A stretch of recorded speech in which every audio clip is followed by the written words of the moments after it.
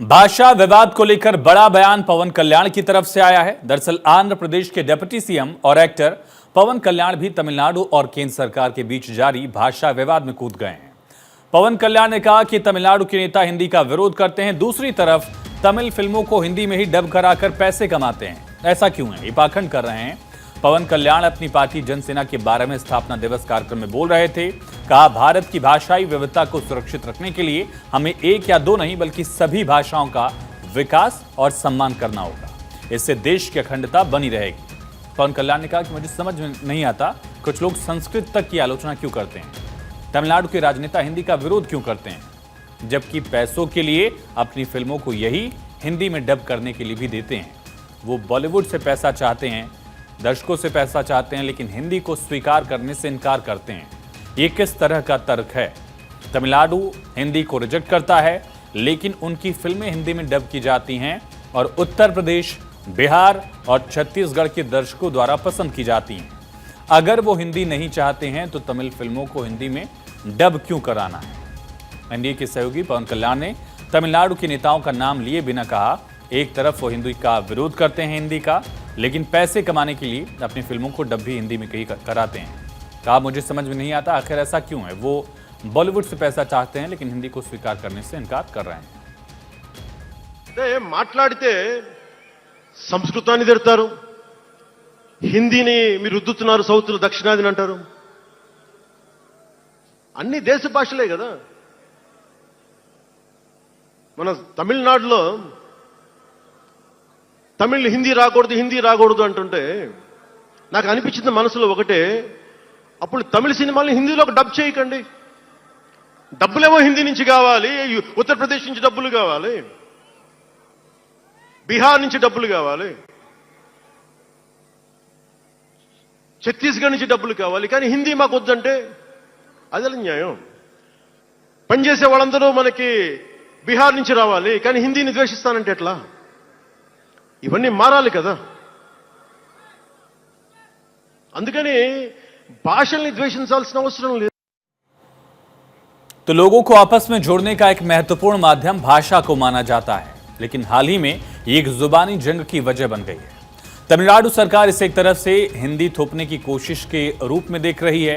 चुनावी साल में केंद्र सरकार और तमिलनाडु सरकार के बीच भाषा पर तकरार बढ़ गई है और इस विवाद ने भाषा से बढ़कर उत्तर दक्षिण के बीच एक जटिल राजनीतिक मुद्दा बना दिया है।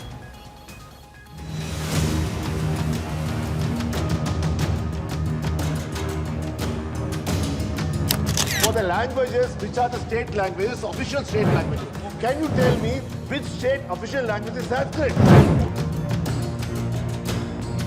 आपको संस्कृत की क्यों आपत्ति हुई? तमिलनाडु में भी तमिल भाषा में मेडिकल और इंजीनियरिंग का एजुकेशन शुरू किया जाए. Tamil language is the ancient language of human civilization. That we believe. क्षेत्रवाद से प्रीति, विशुद्ध राजनीति.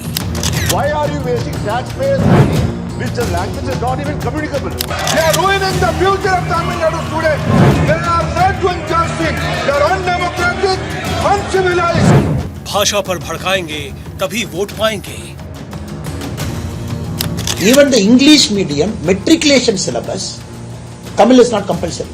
இந்தியை ஏத்துக்கிட்ட பல மாநிலங்கள் இன்றைக்கு தங்களுடைய தாய்மொழியை இழந்து நிற்கிறதை நாம் பார்த்துட்டு இருக்கிறோம்.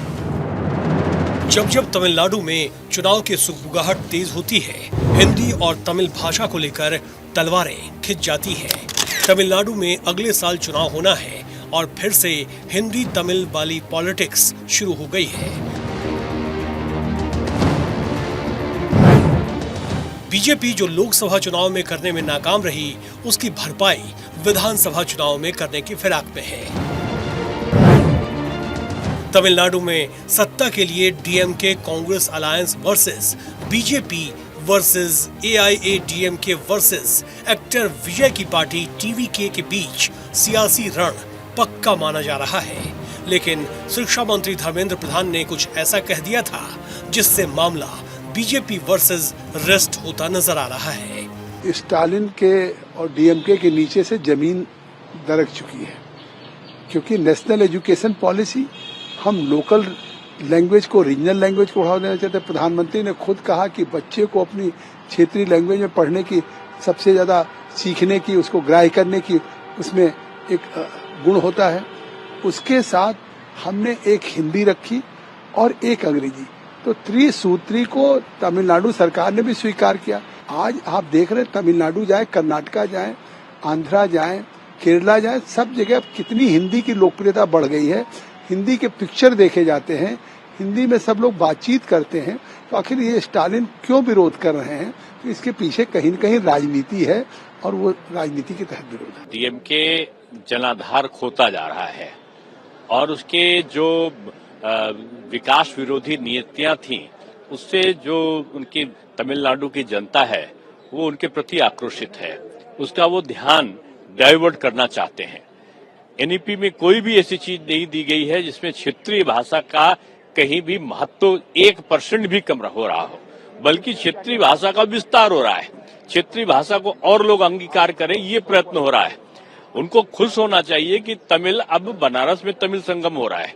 उनको खुश होना चाहिए कि उत्तर प्रदेश और मध्य प्रदेश की विश्वविद्यालयों में तमिल और तेलुगु पढ़ाई जाने लगी है।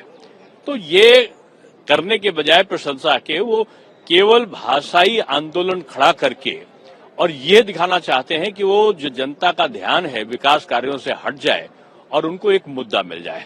हर व्यक्ति के लिए उसकी मातृभाषा महत्वपूर्ण है। हम लोगों की मातृभाषा हिंदी है, हमारे लिए वो महत्वपूर्ण है।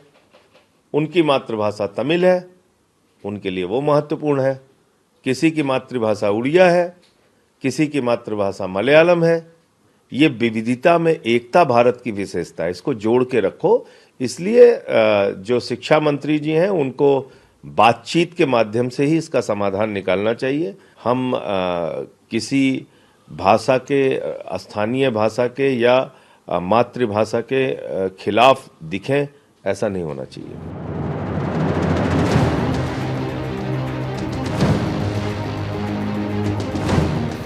स्टालिन तमिलनाडु की सारी पार्टियों के नेता बनकर केंद्र की मोदी सरकार से भिड़ गए हैं और बीजेपी अकेली पड़कर फंस गई है। दरअसल बीजेपी की कोशिश रही है कि गैर हिंदी भाषी राज्यों में हिंदी पढ़ाकर जनाधार मजबूत किया जाए, लेकिन स्टालिन के हिंदी विरोध से तमिलनाडु में बीजेपी की दाल नहीं गल पा रही है।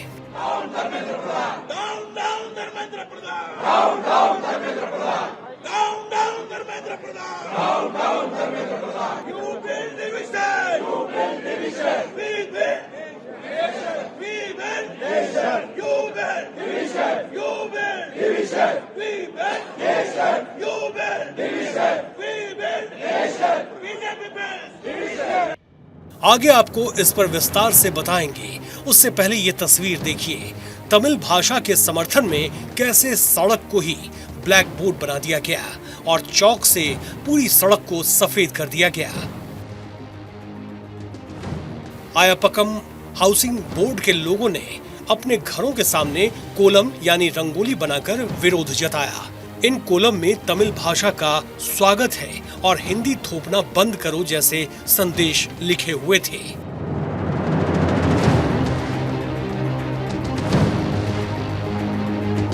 ये विरोध तमिल समर्थकों ने तब जताया जब धर्मेंद्र प्रधान और स्टालिन के बयान सामने आए थे। दरअसल ये पूरा मामला तमिलनाडु में हिंदी भाषा को लेकर चल रहे विवाद से जुड़ा है। उदयनिधि स्टालिन ने कहा कि हिंदी ने कई उत्तर भारतीय भाषाओं को नष्ट कर दिया है। उन्होंने चेतावनी दी कि अगर तमिलनाडु में हिंदी थोपी गई तो तमिल भाषा का भी यही हश्र होने वाला है। இந்தியை ஏத்துக்கிட்ட பல மாநிலங்கள் இன்றைக்கு தங்களுடைய தாய்மொழியை இழந்து நிற்கிறதை நாம பார்த்துட்டு இருக்கிறோம். உதாரணத்திற்கு பீகார் மாநிலத்திற்கு பிகாரி, ஹரியானாவுடைய தாய்மொழி ஹரியான்வி, உத்தரப்பிரதேசத்துடைய தாய்மொழி போஜ்புரி, இந்த மொழிகள் எல்லாம் இன்னைக்கு கிட்டத்தட்ட அழிஞ்சு போயிருக்கு. இதற்கு காரணம் அங்கெல்லாம் ஹிந்தி நுழைந்ததுதான். दरअसल मोदी सरकार ने न्यू एजुकेशन पॉलिसी 2020 में बनाई। शिक्षा में भाषाओं को लेकर पॉलिसी बनी है। इसमें रीजनल लैंग्वेज के साथ साथ इंग्लिश और हिंदी को कंपलसरी कर दिया गया है। I came to know Honorable Chief Minister of Tamil Nadu, Mr. M.K. Stalin has written a letter to Honorable Prime Minister of India, Narendra Modi ji. he has written the letter not in a good spirit. He has mentioned few imaginary concerns through that letters, and his letter is full of political motivation. Tamil Nadu के CM MK Stalin इस फैसले को थोपा हुआ फैसला बताकर जोरदार विरोध कर रहे हैं। इसलिए हर बार चुनाव से पहले नेशनल एजुकेशन पॉलिसी का बड़ा मुद्दा बन जाता है। तमिलनाडु में इस पॉलिसी को आज तक लागू नहीं होने दिया गया। सोशल मीडिया पर स्टालिन और धर्मेंद्र प्रधान के बीच गर्मागर्म बहस आए दिन की बात हो गई है। बयानबाजी भी दोनों तरफ से खूब होती रही है। तमिलनाडु के मुख्यमंत्री को भी आग्रह करना चाहूंगा कि कई राज्यों ने पहल की है। मेडिकल की शिक्षा और इंजीनियरिंग की शिक्षा में स्थानीय भाषा में अभ्यासक्रम बनाए गए। मेरा आग्रह है तमिलनाडु के मुख्यमंत्री को कि तमिलनाडु में भी तमिल भाषा में मेडिकल और इंजीनियरिंग का एजुकेशन शुरू किया जाए, शीघ्र किया। और मैं मानता हूं इससे न केवल अपनी मातृभाषा मजबूत होगी और तमिल माध्यम में पढ़े हुए बच्चों को आगे पर समान अवसर मिलेंगे। मामला इसलिए भी बिगड़ गया क्योंकि तमिलनाडु की डीएमके सरकार ने यह दावा किया कि धर्मेंद्र प्रधान की तरफ से बताया गया है कि अगर तमिलनाडु ने राष्ट्रीय भाषा नीति NAP को लागू नहीं किया तो उन्हें केंद्र की तरफ से फंड नहीं दिया जाएगा। इस बयान के बाद तमिलनाडु में सियासी तूफान खड़ा हो गया। NEP पूरे देश के लिए है, कुछ राज्यों के लिए नहीं है, लेकिन NEP में राज्यों का भी कर्तव्य है। राज्य अपना कर्तव्य पूरा करें। केवल NEP को कोसने से काम नहीं होगा। जो भी राज्य, चाहे वो तमिलनाडु हो या कोई दूसरे राज्य हो, राज्यों की जिम्मेदारियां जो NEP में उल्लेखित हैं वो उनको तो पूरा करें। उनको वो पूरा नहीं करेंगे, सरकार के साथ वो सहयोग नहीं करेंगे, केंद्र सरकार की योजनाओं के नामों को तोड़ मरोड़ करके अपने नामों पर चलाएंगे, किस्तें 3-3 बार करेंगे, टेंडर 3-3 बार करेंगे, ऐसे कैसे चलेगा? केंद्र सरकार की योजना केंद्र सरकार की योजना है, ये जरूर बताना होगा हर राज्य को। और इसलिए NEP में किसी प्रकार का कोई भ्रम नहीं है। स्टालिन ने पहले ही कह दिया है कि नेशनल एजुकेशन पॉलिसी NEP के जरिए किसी भी सूरत में हिंदी को तमिलनाडु में स्वीकार नहीं किया जाएगा। ग्रांट न देने की बात तो ब्लैकमेल करने जैसी बात हो गई। ये कतई बर्दाश्त तो नहीं किया जाएगा। स्टालिन ने कहा कि एजुकेशन राज्य का विषय होता है, केंद्र का नहीं। इसलिए तमिलनाडु को ये पूरा अधिकार है कि उसे किस भाषा को लागू करना है और किसे नहीं। इस मामले में केंद्र सरकार दखल नहीं दे सकती। तमिलनाडु में सरकार चाहे किसी की भी हो, ये रिकॉर्ड रहा है कि हिंदी को लेकर यहाँ सहमति अब तक नहीं बनाई जा सकी है। यही वजह है कि जब स्टालिन ने लैंग्वेज पॉलिटिक्स शुरू की तो राज्य की दूसरी पार्टियां भी स्टालिन के साथ खड़ी नजर आ रही है। कांग्रेस और दूसरी पार्टियों के साथ साथ डीएमके की धुर विरोधी पार्टी AIADMK ने भी हिंदी वाले एजेंडे पर डीएमके का समर्थन कर दिया है। AIADMK चीफ पलानी स्वामी ने कहा कि हिंदी नहीं तो पैसे नहीं, ये गलत बात हो रही है। अंग्रेजी और तमिल यही नीति चली आई है और चलती रहेगी। हिंदी थोपी नहीं जा सकती। हालांकि बीजेपी यहाँ हिंदी वाली सियासी जमीन की तलाश में है। बीजेपी जो लोकसभा चुनाव में कमाल नहीं कर पाई थी, उसकी भरपाई विधानसभा चुनाव में करने की फिराक में है।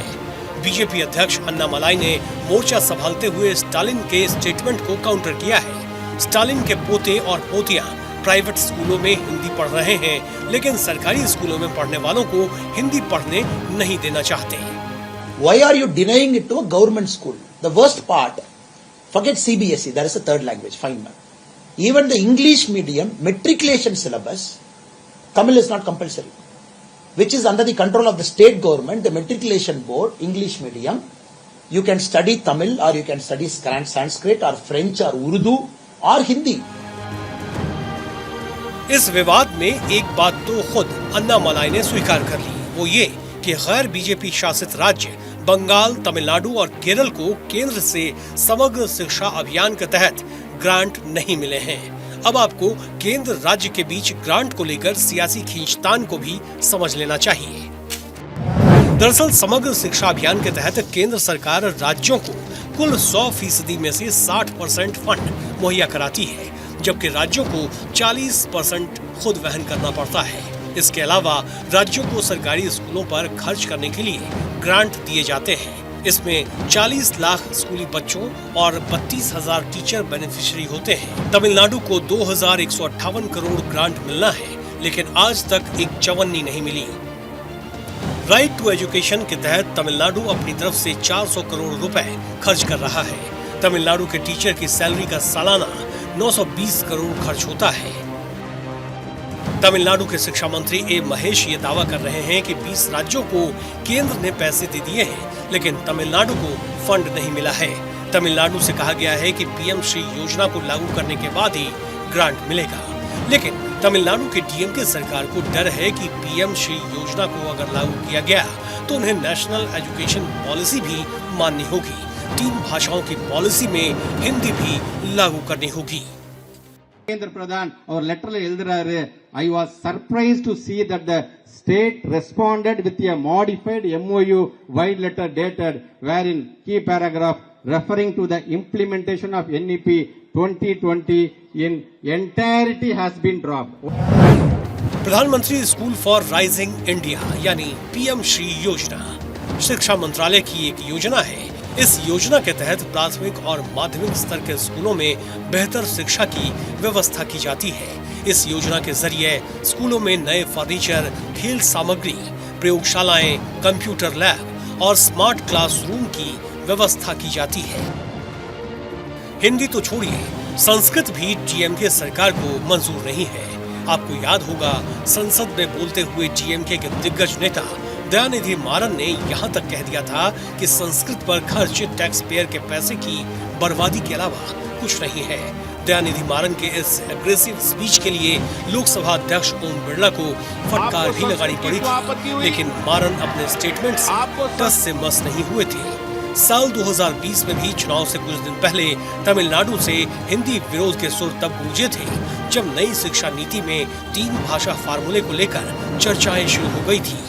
डीएमके नेता और करुणानिधि की बेटी कनिमोई समेत दक्षिण भारतीय नेताओं ने खुलकर कहा था कि दक्षिण भारत में हिंदी को थोपने की मनमानी स्वीकार नहीं की जाएगी। आईआरसीटीसी पर भी भाषा के 2 विकल्प को खूब मुद्दा बनाया गया। एक बार फिर तमिलनाडु में चुनाव करीब है और एक बार फिर से सियासी फिजा में तमिल वर्सेस हिंदी की जंग शुरू हो गई है।